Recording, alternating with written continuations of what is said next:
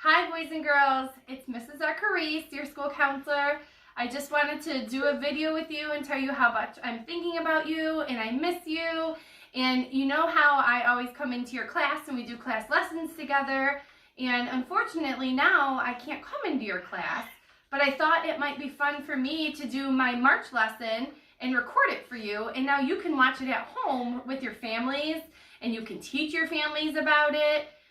If you are in Mrs. Eldridge's class or Mrs. Adams' class, you did have this lesson already, but it's still fun to watch it again, just so you can learn more and make sure you know all about empathy, because that's what we're going to be talking about today.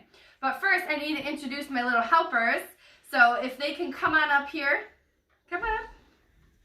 This is my first little helper, and his name is? Brandon. And he's in? 2nd grade. So this is my son, Brandon, and he's going to pretend to be my student for now. And my other little helper is? Kaylee, and I'm in kindergarten. And Kaylee, and she's in kindergarten. So they're going to pretend that they're you today, and they're my students, and you'll see that they're going to come up and they're going to help me with some things. So first, before we talk about empathy, I want to go over self-control, because last month, during the month of February, I was in all of your classes, and we talked about self-control, and we talked about not turning into a soda pop head. And remember, I taught you a bunch of tools that you can use to calm yourself down. And those tools are really important right now, especially because we're stuck at home. And sometimes we might get frustrated with our parents, we might get frustrated with our brother or our sister or cousins or whoever you're around. So we have to remember our balloon breaths. Take those balloon breaths to help you calm down. Walking away from the person that's making you angry. Thinking about something that makes you happy. Sometimes drawing pictures, coloring, reading stories, using all those tools to help you calm yourself down. Remember what this means? I'm in charge of me. You got it.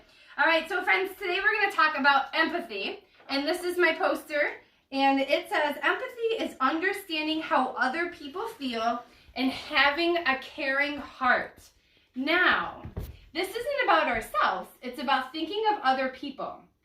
So, for example, we're going to say Kaylee got off the school bus one day and she had tears coming down her face. How do you guys think Kaylee's feeling? What do you think? Brandon thinks Kaylee's probably feeling sad, right? So I would think if you have tears, you're feeling sad. So the first part of empathy is recognizing how somebody else feels. So we know Kaylee feels sad if she has tears. Now, what can we do to make Kaylee feel better? Is there anything that we could say or do to Kaylee to make her feel better? Do any of you have any ideas? What do you think, Brandon? Say, are you okay? Ask her, are you okay, Kaylee? Sure, Kaylee, what do you think? What else would help you? Someone who give me a hug. Give her a hug. I know she loves hugs, so giving her a hug. So empathy has two parts. First, understanding how somebody feels. Second, figuring out what you can say or do to that person to make them feel better. So this is our poster for the month of March about empathy. And I have a story here that's called Stand in My Shoes. What do you think that means? Stand in my shoes. So if Kaylee gets off the bus and I put myself and I stand in her shoes, it means like I'm pretending that I'm in her situation. So if she's feeling sad, then I probably feel what? Sad too, right? So when I put myself in somebody else's situation, I understand how they're feeling because I felt that way before too. Like for example, when Kaylee has tears, I know that when I have tears, I feel sad. So that is what it means when you put yourself in somebody else's shoes. So we're going to read the story together. And when our story's over, we are actually going to do an activity here that involves shoes and putting on somebody else's shoes. So, are you guys ready to learn? All right, check your bodies. Are you being bucket fillers? Do we have crisscross legs? Are our hands in our lap? Good job. All right, so this is called Stand in My Shoes, Kids Learning About Empathy. Emily, this is the 4th time you barged into my room. I'm trying to study for a big test. I just want to talk to you, Emily whined. Alicia closed her book and said, "Can't you have a little empathy?" Emily had no idea what her big sister meant. What's empathy? Empathy is when you understand how someone is feeling because you know what it's like to stand in their shoes. Didn't we just talk about that? Yeah.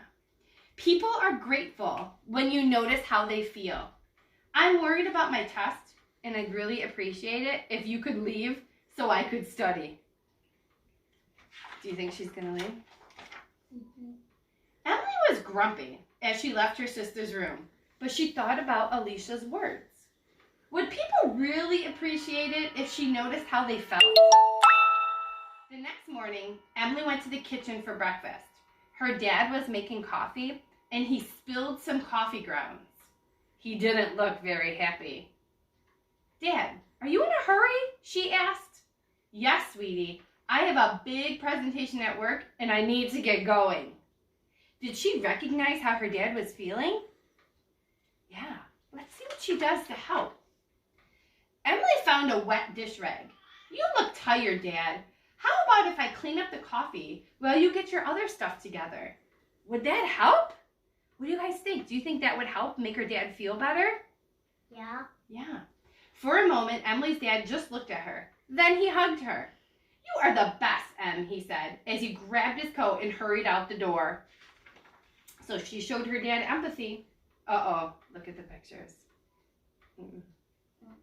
It was drizzling outside as Emily waited for the school bus.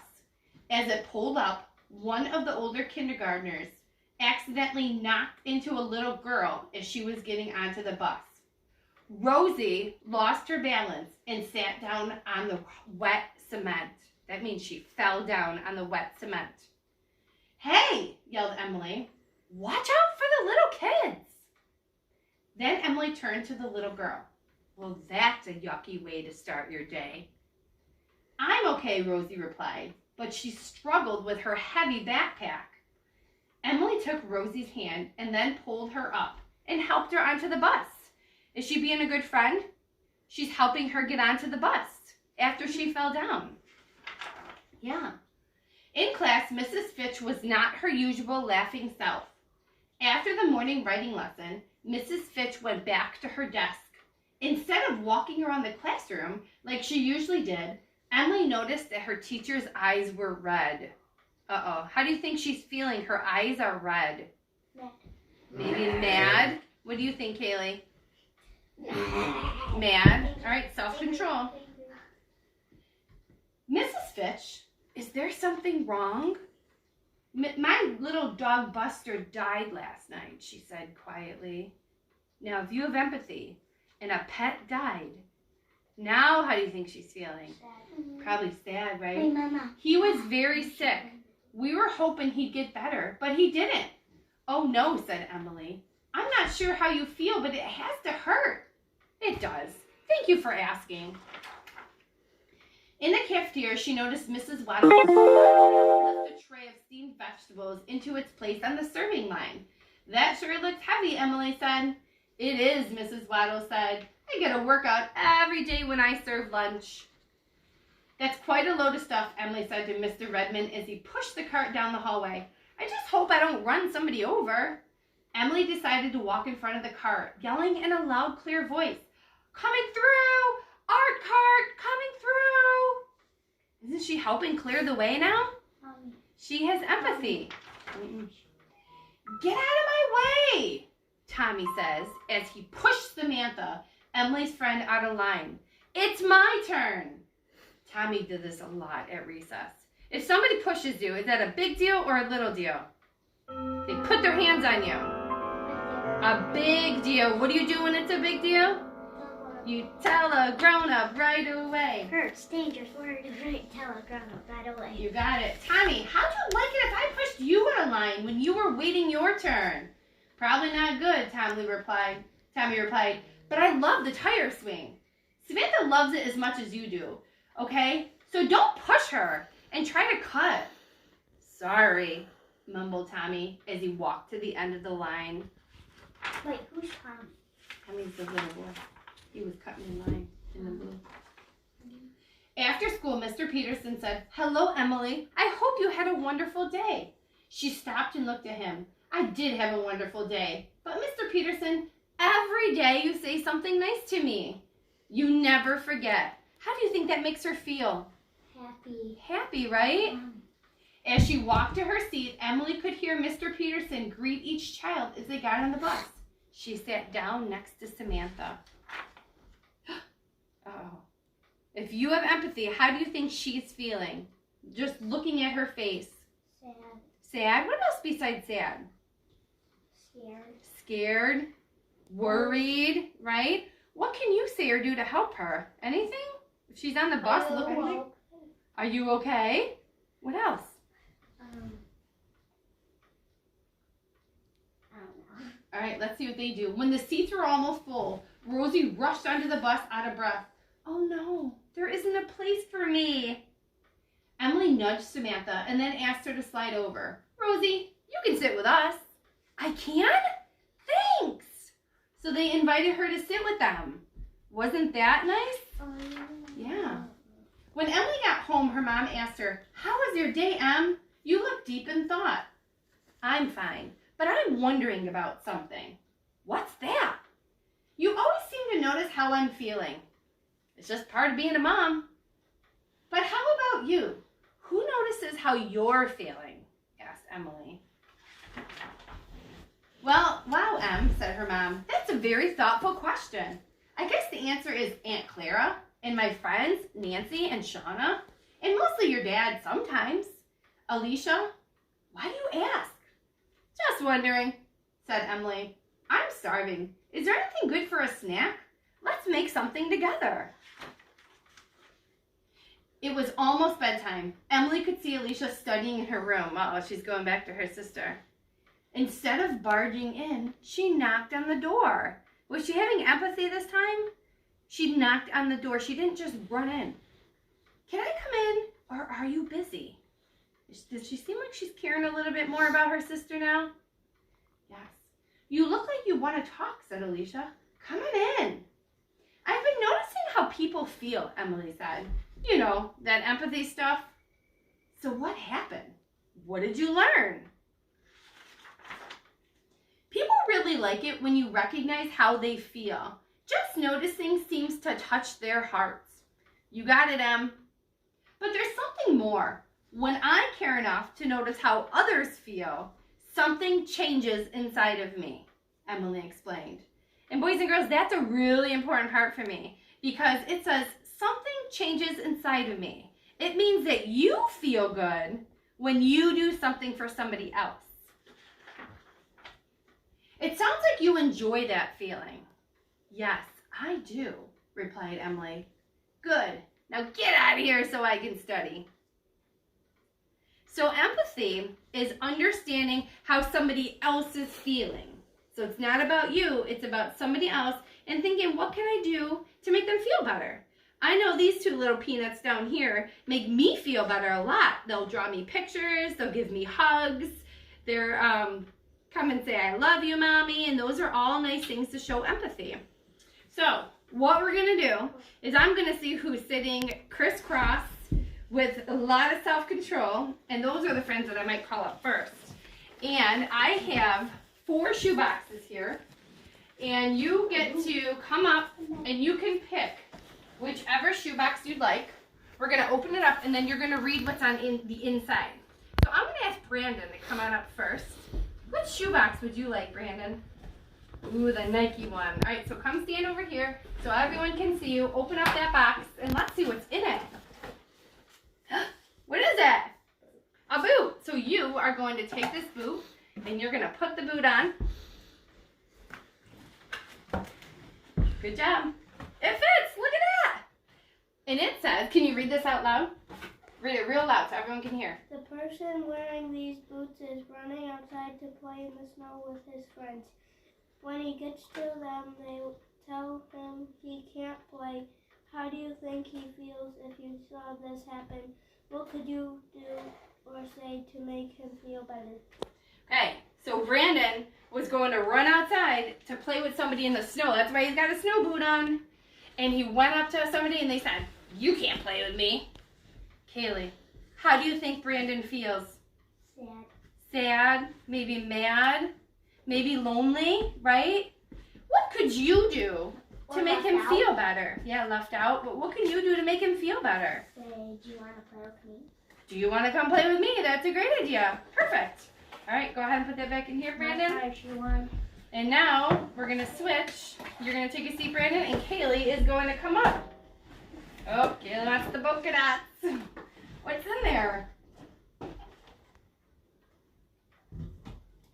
is that? Oh, running shoes. So go ahead and put that on. It is so super big, huh? All right, stand up. Got it on your feet? All right, stand still. Okay, ready? Listen. Brandon, I'm going to need you to help me with this one. It says the person wearing these shoes is running in a race tomorrow. She has been practicing over and over again. She really wants to win the race. Put yourself in her shoes. How do you think, Brandon, she's feeling? And what can you say or do to make her feel better? So she's running in a race tomorrow. She really, really, really wants to win. She keeps thinking about it. How do you think she's feeling? Hold on. What? Scared. Scared? Yeah. Do you think she's maybe nervous? Worried? Yeah. What can you say or do to her to make her feel better? You can do this. You can do this. How does that make you feel when he says, Kaylee, you can do this? Good. Or if it's hard, just keep on trying, right? All right. Good job, guys. Go ahead and put that back in here. Brandon, you get to come on up and pick one more. We each are going to have 2 turns. Here, come over here. Brandon, you're going to put that shoe on? Brandon, you know what? At one time, all right, Kaylee, self-control, Kaylee. At one time, that little shoe did fit you when you were a baby. All right, hold it up so everyone can see. All right, listen carefully. The person that wears these shoes, hold it up, is 1 year old. He's going to the doctor to get shots to keep him healthy. Put yourself in his shoes, Kaylee. How do you think he's feeling? He's getting ready to go to the doctor to get shots. Nervous, worried, scared, right? What can you say or do to make the baby feel better? Baby, you can do this. You can do this. Sit down. You can say, you can do this. Sorry, my kids are a little goofy today. You can do this. What else? Do you think you can hold his little hand? Yeah. Do you think you can give him a hug? Yeah. And make him feel better? All right, good job. That did fit you one time, you know that. Probably about 7.5 years ago. Okay. Uh-oh, the last one. Mr. Arcarice doesn't have a slipper today. All right, go ahead and put that on. Kaylee, stop. Kaylee, we're going to have to send you to the principal so you don't behave. All right, ready? This person, Brandon, listening, is homesick with the flu. He has been so sick, and he had to miss his best friend's birthday party. It was at Sky Zone, which is his favorite place to play. How do you think he feels? How do you think he feels, Brandon? He can't go to his own best friend's birthday party at Sky Zone because he's sick with the flu. Super duper sad. Maybe super duper sad, yeah. Maybe angry, maybe frustrated, right? What could you say or do to him to make him or her to make her feel better? Knowing that she can't go to the party, what could you say or do? Maybe next time. Maybe we can go next time together? Sure. Or maybe when you feel better, we can have another party and you can come, right? But now you need to take care of you and make sure that you are healthy. All right, good job. Put the slipper back in the box. Go take a seat and show me your self-control.